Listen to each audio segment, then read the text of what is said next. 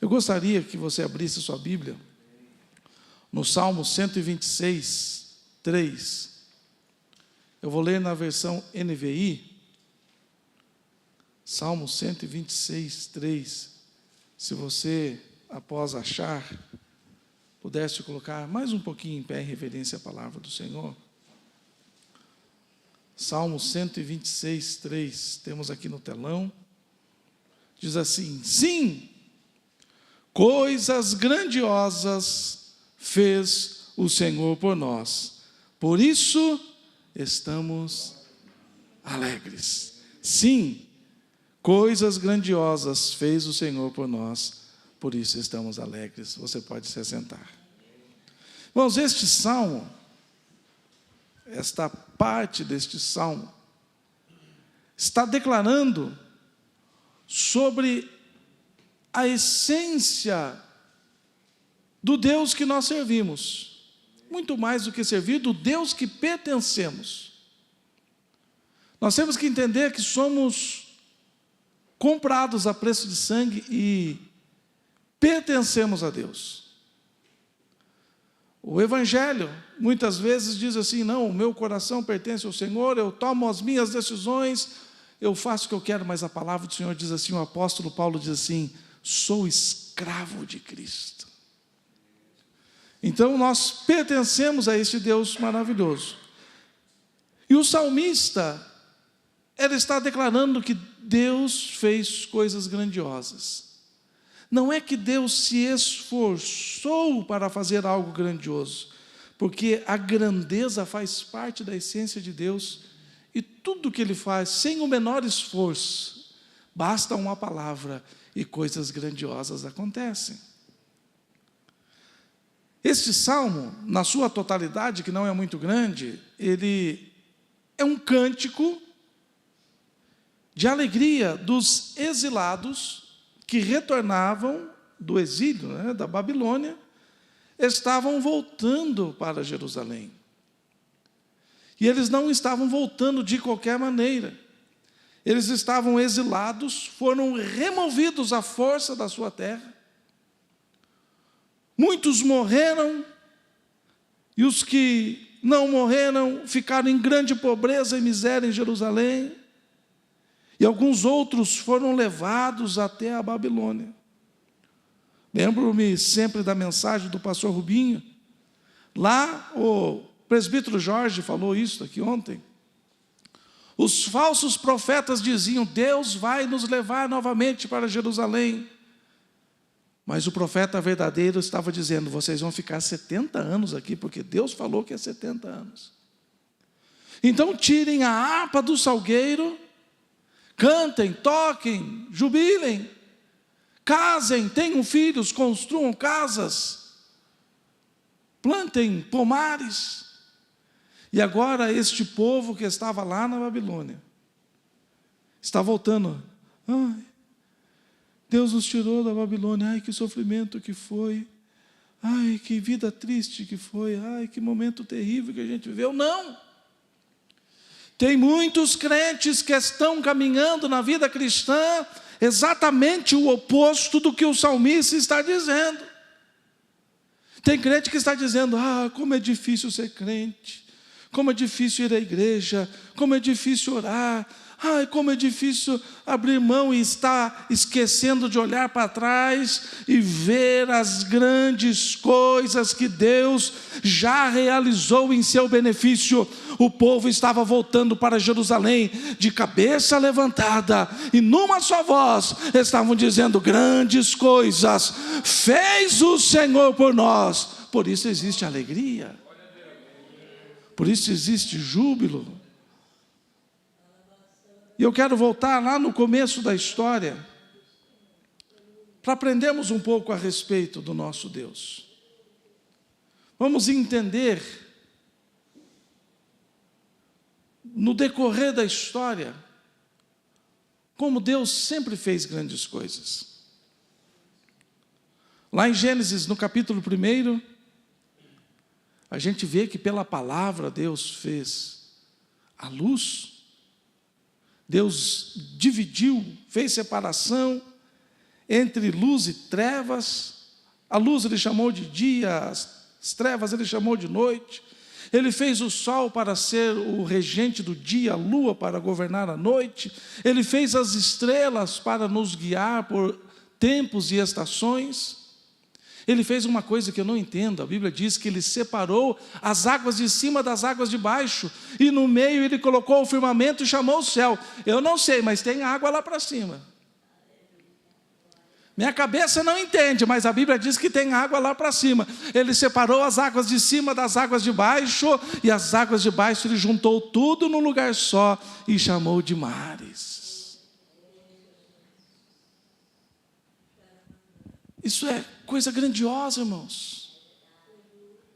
Isso é coisa maravilhosa. A Bíblia diz que a terra estava sem forma e vazia, e Deus chega e apenas pelo poder da sua palavra, Ele vai organizando este mundo, Ele vai organizando, e tudo está no perfeito lugar.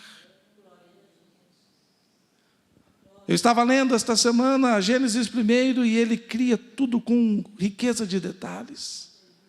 Cada árvore dá o seu fruto, e cada fruto tem dentro de si a continuidade daquela espécie, e aquela semente gera mais árvores daquela espécie, e as frutas que vêm daquela próxima árvore geram outras árvores. Que coisa extraordinária! Deus fez tudo com um propósito. O sol tem um propósito, a lua tem um propósito, as estrelas têm um propósito, os mares têm um propósito, as aves têm um propósito, os peixes têm um propósito, os animais têm um propósito. Agora eu quero lhe falar uma coisa. Quem sabe você sofra com o ataque do inimigo. Quem sabe o inimigo use até mesmo pessoas dizendo assim: olha, você não é nada. Você nunca foi nada, você nunca será nada. Você nasceu neste mundo para não ser nada. Quem sabe pessoas tenham usado palavras deste modo para lhe atingir, dizendo: não, você não é nada.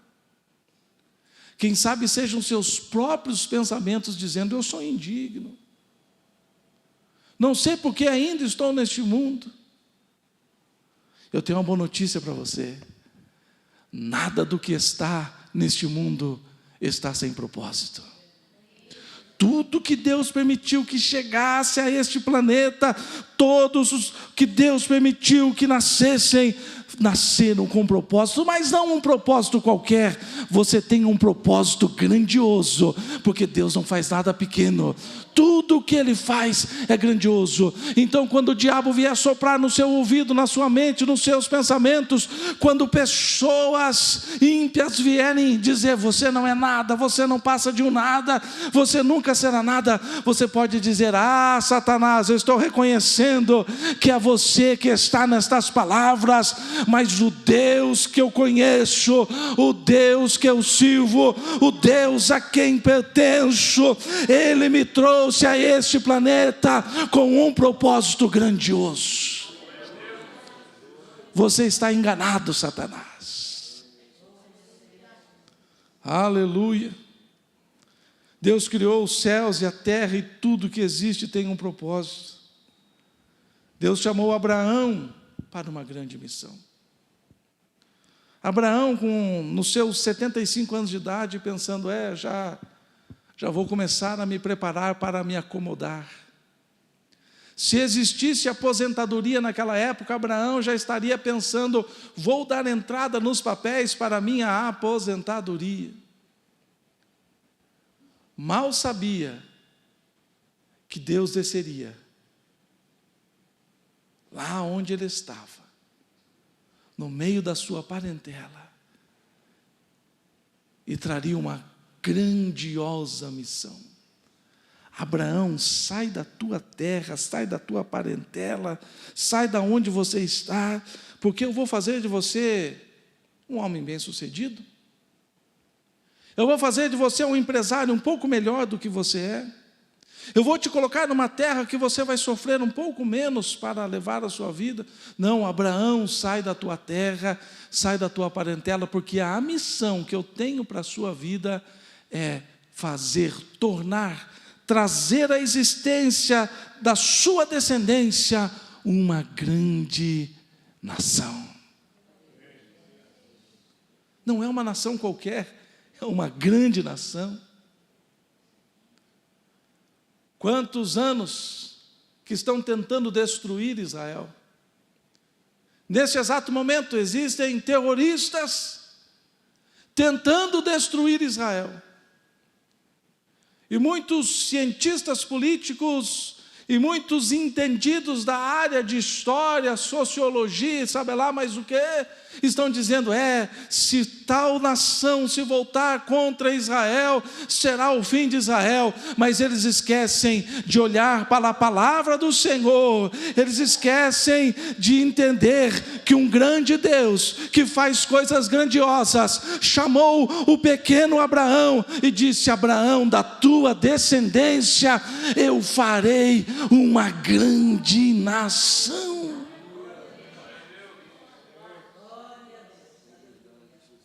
Eu e você temos uma grande missão estabelecida por Deus.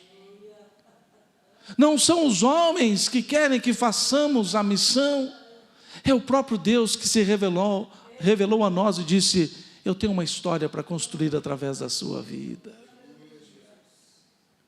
Eu tenho uma história. Por isso, irmãos, eu não tenho medo nenhum. Quem sabe alguém escute eu orando, e quem sabe alguém possa interpretar, entender errado. Quem sabe alguém possa julgar a minha oração. Quem sabe alguém pode até comentar a respeito do meu posicionamento, mas eu não tenho problema nenhum. Eu dobro o meu joelho e digo: Senhor, se me chamastes para uma missão, eu quero que seja uma coisa grande. Eu não quero ser mais um pastor, eu não quero ser um pastor medíocre, eu não quero ser aquele servo que só faz aquilo que o Senhor pediu. Eu quero que algo grande aconteça através daquilo que o Senhor tem colocado nas minhas mãos.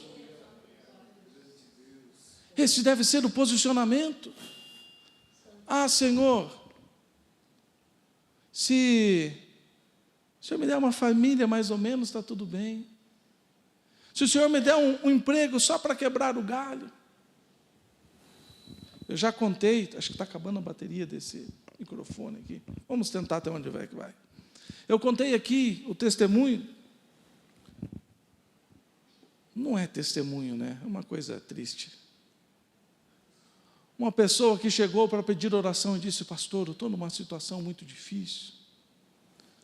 Eu me aposentei e eu estou enfrentando um problema de saúde e eu não tenho dinheiro para pagar os exames. Eu não tenho dinheiro para pagar um simples exame. E eu comecei a conversar com aquela pessoa e não demorou 10 minutos para descobrir uma coisa. Ele mesmo contou e falou assim, todo cheio, e disse: um dia eu estava no meu serviço e disse: Senhor, este ano eu vou me aposentar. Eu quero que o Senhor prepare a aposentadoria para mim. E se o Senhor me aposentar com um salário que dê apenas para eu comer e me vestir, está tudo bem, já é o suficiente para mim. Eu disse: que oração terrível você fez, porque Deus ouviu a sua oração, e agora você tem dinheiro para alimento, tem dinheiro para roupa, e não tem dinheiro para a sua saúde. Nós servimos um Deus grande, e a nossa oração deve ser na proporção não da nossa fé. Quem sabe a gente não tenha fé o suficiente para fazer uma oração grande, mas nós devemos olhar para a grandeza de Deus e falar: Senhor, faz alguma coisa que só o Senhor pode fazer por mim. Faz, Senhor, abre uma porta que só a tua grandeza pode abrir na minha vida, e você viverá coisas extraordinárias, porque a missão que Deus tem na sua vida e através da sua vida é grandiosa. E para fazermos coisas grandiosas, precisamos acesso a ferramentas grandiosas. Ninguém faz coisas grandes com ferramentas pequenas. Ninguém faz coisas grandiosas com estruturas pequenas, efêmeras, com estruturas limitadas. Então nós fomos chamados por Deus para uma grande missão. Ah, pastor, eu não recebi nenhum chamado. Recebeu sim. Se você está aqui nesta noite porque você ouviu a voz do Espírito Santo, dizendo, você é um pecador, você precisa de salvação, e esse Espírito te conduziu a Jesus, e Jesus te salvou, escreveu o seu nome no livro da vida. Quem sabe você ainda não discerniu a missão que Deus tem, mas a missão é maravilhosa, é grandiosa, aleluia. Deus levantou Moisés.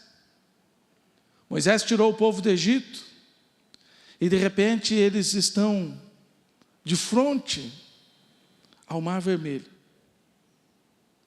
E o povo começa a murmurar, dizer, o Senhor nos tirou do Egito, para nos sepultar aqui, neste deserto. É interessante como nós rapidamente esquecemos da grandeza de Deus, esquecemos das coisas grandiosas que Deus realiza, e focalizamos e voltamos o nosso olhar para as limitações naturais.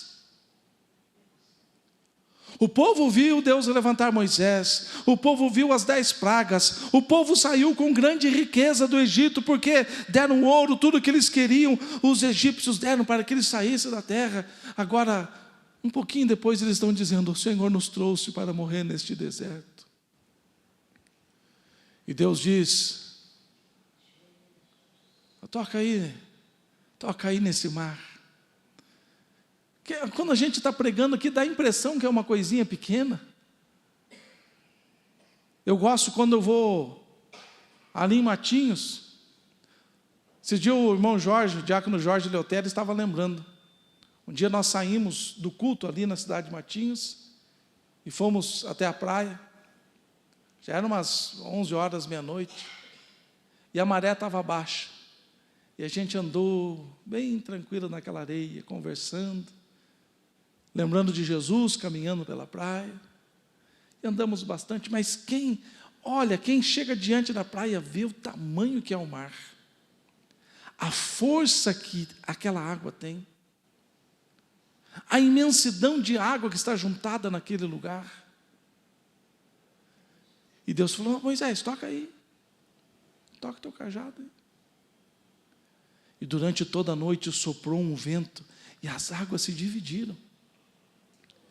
E um caminho não era um caminho cheio de lodo, não era um caminho que o povo andava atolando as suas pernas naquele barro, não. O Senhor, além de separar as águas, ainda secou o solo para que eles passassem a pés enxutos. Coisa grandiosa.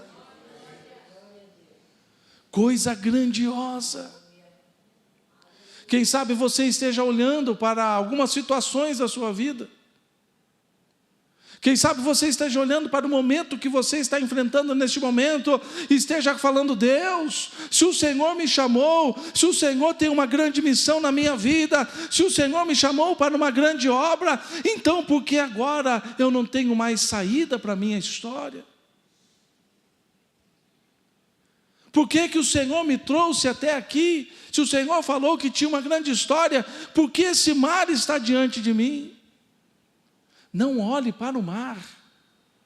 Não seja como o povo incrédulo que estava olhando e dizendo, o Senhor nos trouxe para nos matar aqui. Mas creia, olhe, volte o seu olhar sempre para aquele que é grandioso, que faz coisas grandiosas, e fala, Senhor, eu não posso fazer nada com relação a isto, mas eu sei que se coisa grandiosa acontecer na minha história, nada poderá barrar o meu avanço, nada poderá barrar de eu continuar crescendo, avançando, aleluia. Gosto muito da passagem também de Daniel, quando ele foi lançado na cova dos leões. E a Bíblia diz que aquela noite todo o rei não conseguiu dormir, porque o rei gostava muito de Daniel. E o rei estava com seu coração pesado, pensando, quem que vai substituir este aí? Porque quando nós temos coisas grandes na nossa vida, a gente faz a diferença onde estiver. E a Bíblia diz que Daniel tinha o espírito excelente. Tudo que Daniel colocava a mão, tudo que Daniel fazia, tudo que Daniel planejava, dava certo, prosperava, ia adiante, porque o Deus da grandeza estava com ele. Sabe por que Daniel não temeu abrir a janela e orar? Sabe por que Daniel não temeu subir como de costume no seu quarto e abrir as janelas, dobrar os seus joelhos e orar ao Deus do céu? Porque ele conhecia a grandeza do seu Deus. Ele falou assim: eu posso até ser lançado na cova dos leões, mas o meu Deus é grande o suficiente para amarrar a boca de cada um daqueles leões. E foi isso que aconteceu. Pela manhã, o rei saiu correndo e mandou abrir a cova e gritou lá dentro: Daniel, Daniel, por acaso o teu Deus pôde te salvar da fúria e da fome dos leões? Ó rei, vive para sempre. Deus fez uma coisa grande aqui esta noite. Deus fez uma coisa grande dentro desta cova. Deus fez uma coisa grande nesses animais ferozes. Deus realizou uma grande coisa. Oh, louvado seja o nome do Senhor. Por que você teme? Muitas vezes a gente fica apertado, com o coração apertado. Muitas vezes a gente fica temeroso pelas palavras do homem, pelas ameaças dos homens, pelas circunstâncias, e a gente esquece de olhar que o nosso Deus é o realizador das grandezas.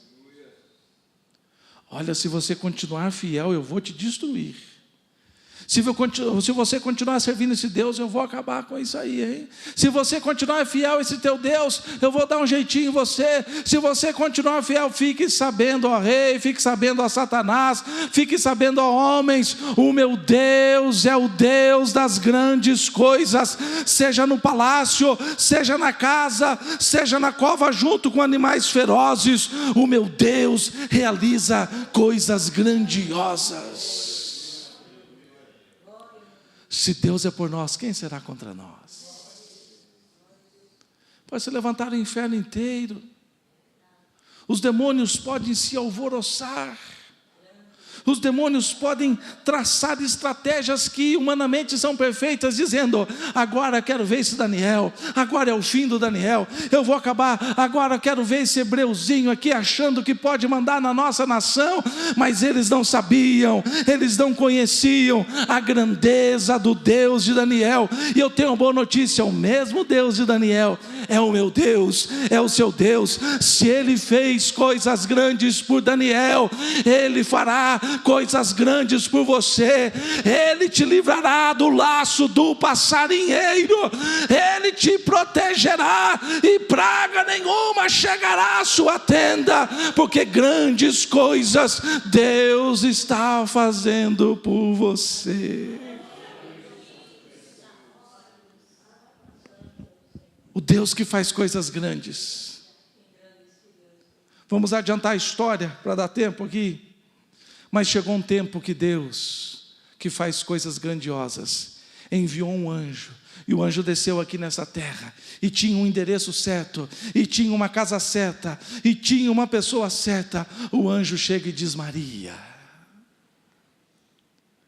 o Senhor hoje te agraciou, porque chegou o tempo.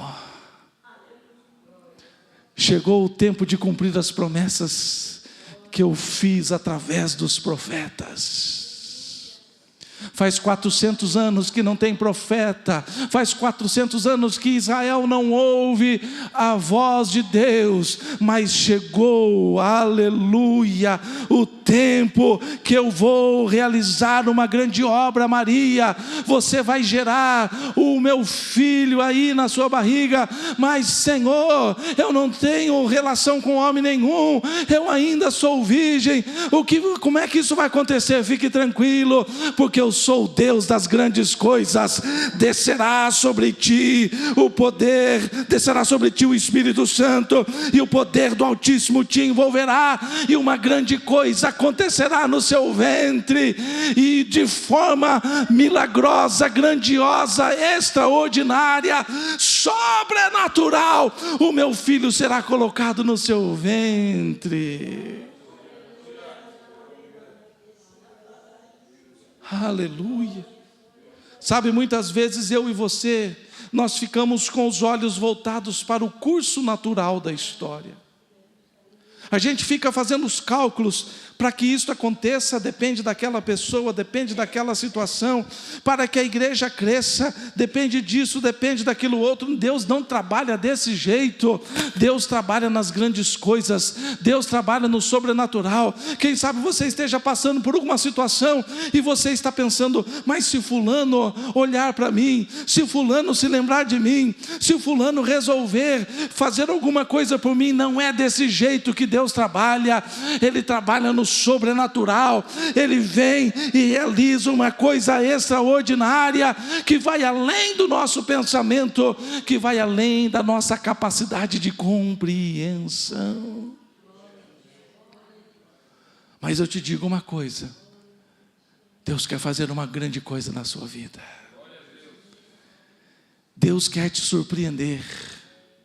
Deus quer fazer uma coisa na sua vida que você vai ficar de queixo caído, como diz o ditado. Mas como isso aconteceu na minha vida? Como isso? Eu não estou entendendo. O grande Deus, com obras grandiosas, quer se manifestar na sua vida, para que você volte a temê-lo da maneira que Ele quer que você tema Ele.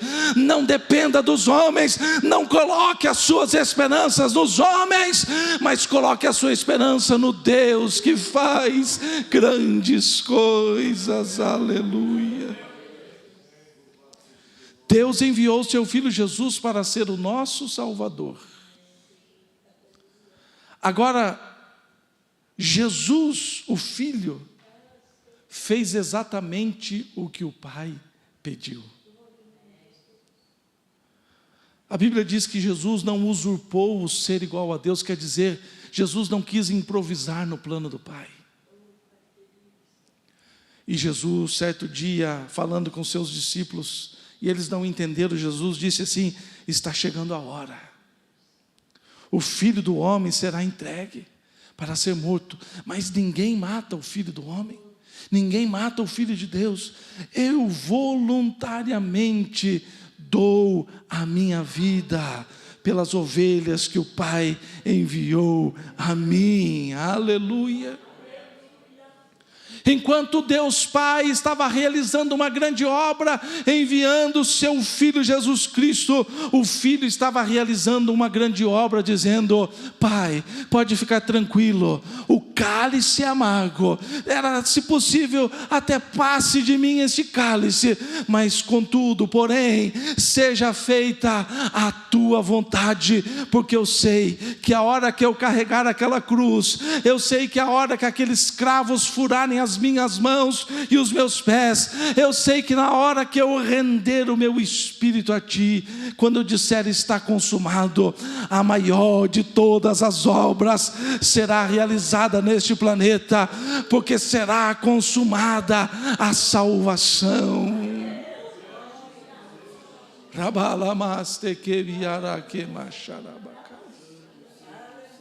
Se isso não for uma grande obra para você, eu não sei o que pode ser uma grande obra. Se o Pai enviando o seu único Filho para morrer por você não for uma grande obra, eu não sei qual é o seu conceito de grande obra. Se você olhar para o Filho dizendo, por causa do seu pecado, é como se Jesus tivesse chegado diante de você, apontado o dedo para você e dizendo: você cometeu os pecados, mas deixa, porque eu vou morrer no seu lugar, para perdoar os seus pecados. Se isso não for uma obra grandiosa para você, eu não sei o que é uma grande obra. Oh, aleluia. Oh, aleluia. Deus escreveu o seu nome no livro da vida. Quando Jesus disse: Pai, está consumado, a ti eu rendo meu espírito, ali foi o cumprimento de todas as exigências da lei. Ele ressuscita ao terceiro dia. Ele caminha mais 40 dias entre nós. Ele diz assim: olha, o Pai me enviou. O Pai me enviou. Eu dei a minha vida. Agora eu preciso voltar para sentar à direita do Pai. Eu preciso retomar, recobrar a minha posição, o meu lugar. Mas fique tranquilo, eu já pedi ao Pai. Eu já pedi ao meu Pai. E Ele vai enviar sobre vocês o Espírito Santo. E agora Paulo vem e diz assim: olha, o Espírito, vocês foram selados no Espírito Santo. E o Espírito Santo é o penhor que há em vocês. Você sabe o que é penhor? Penhor é a garantia de que algo vai acontecer.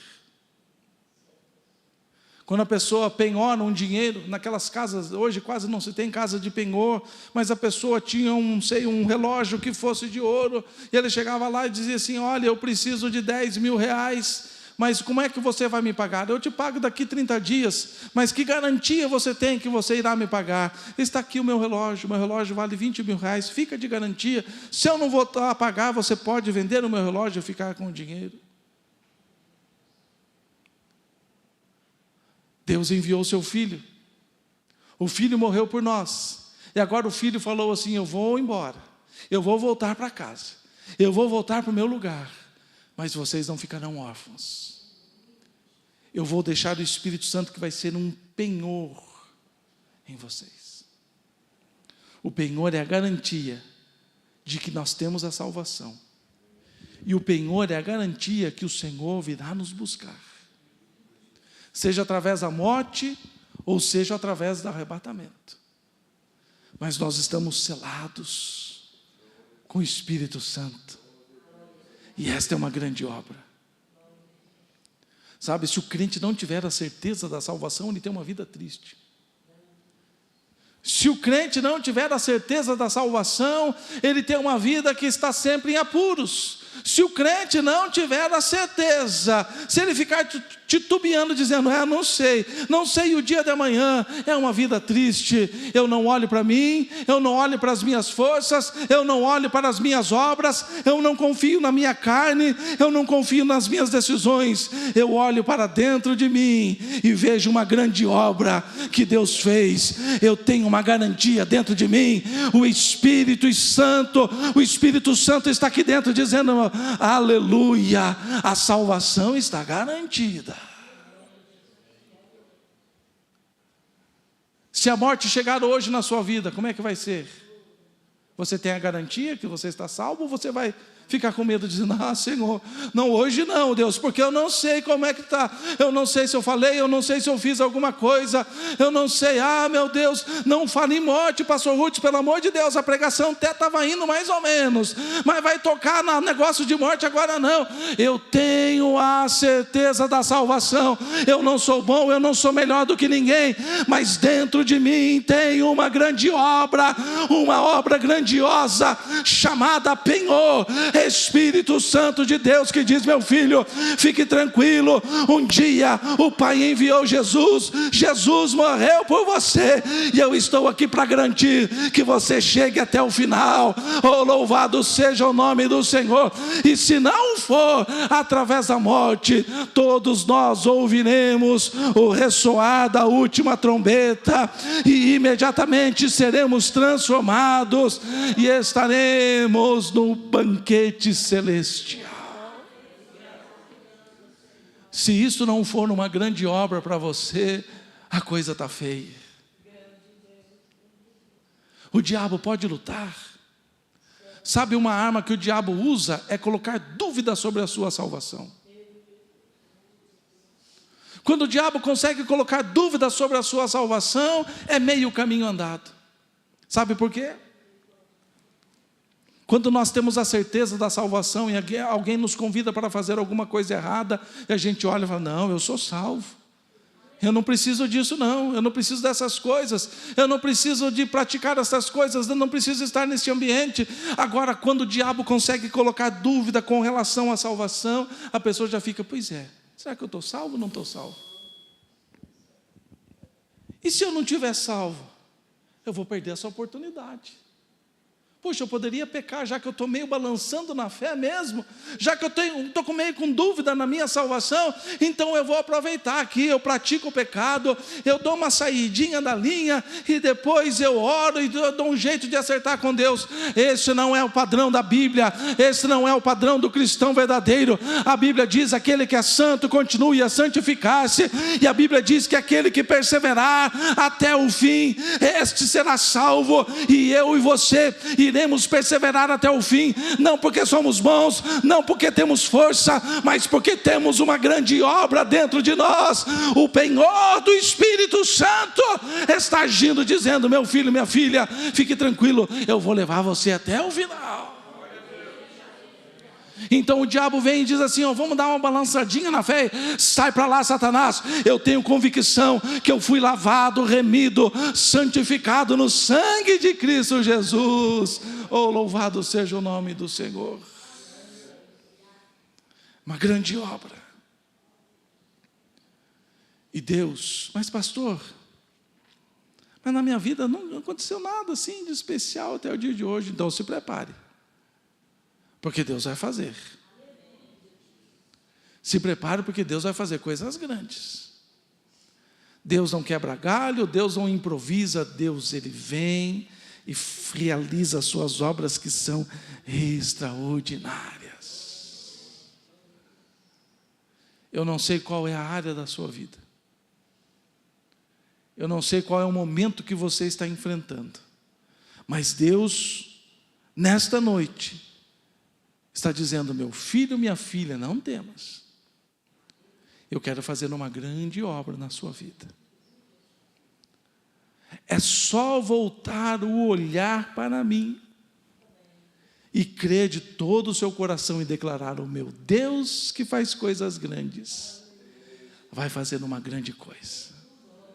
Vai acontecer uma grande coisa na minha casa, vai acontecer uma grande coisa na minha família, vai acontecer uma grande coisa na minha história, vai acontecer uma grande coisa nas minhas finanças, vai acontecer uma grande coisa na minha empresa, vai acontecer uma grande coisa na minha conta bancária, vai acontecer uma grande coisa na minha igreja. Deus está se revelando no ano de 2025 para fazer grandes coisas. Mas pastor, eu não sei pregar, eu não sei cantar, eu não sei tocar, eu queria fazer alguma coisa na obra do Senhor. Se prepare então, se você tem esse desejo, se você tem essa disposição, Deus vai chegar com uma grande obra na sua vida. Vamos cantar, pastor Rubinho, grandes coisas.